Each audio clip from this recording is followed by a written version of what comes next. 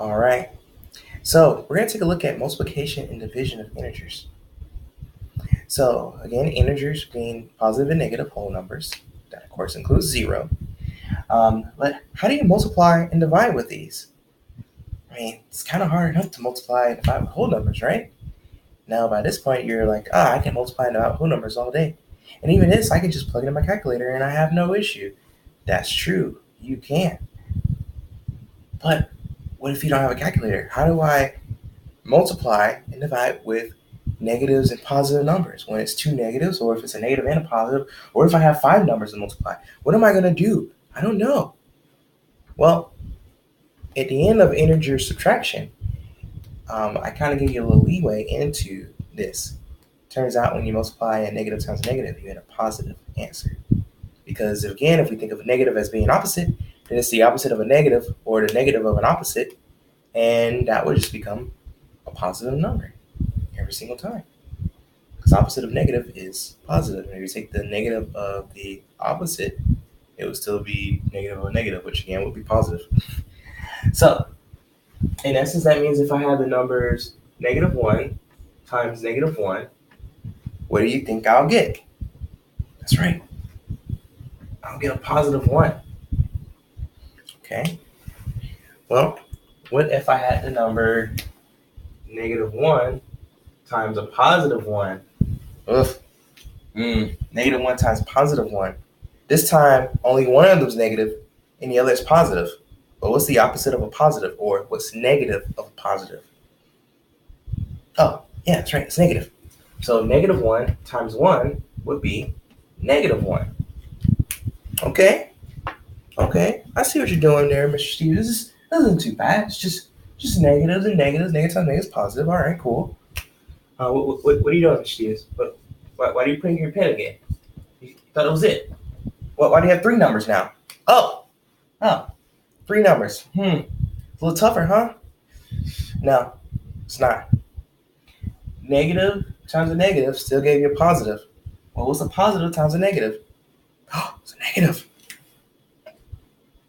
Okay, but what about the number? Well, you just multiply the numbers there. What's 1 times 1 times 1? Just going to be 1. So if we have negative 1 times negative 1 times negative 1, the answer is negative 1. Okay. With me? I'm going to take what we just did, and this time we're going to have 4 numbers multiplying. Okay, just don't freak out. You can do this. Okay. Negative times a negative. That's right, it's going to be a positive. Times another negative. You got it. It's a negative. Times another negative. We're just at negative. Negative times negative. Oh yeah, it's a positive answer. So this answer again is going to just be what 1 times 1 times 1 times 1 is, and that's 1. A big fat, bless me, a big fat 1. So, we had negative 1 times 1, we got negative 1. We got negative 1 times negative 1, and got 1. We got negative 1 times negative 1 times negative 1, and got negative 1.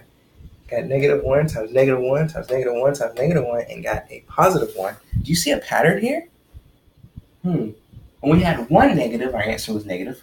When we had two negatives, our answer was positive. Well, that makes sense. Negative times negative is positive.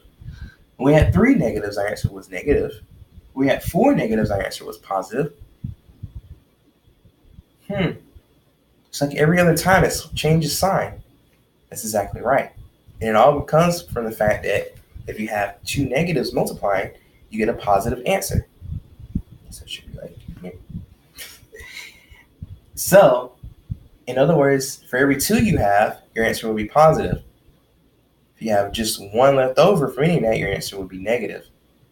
So if you have an even number, even means that you have the number is divisible by 2. So you'll count by 2's. If you have an even number of negatives, then that means your answer will be positive.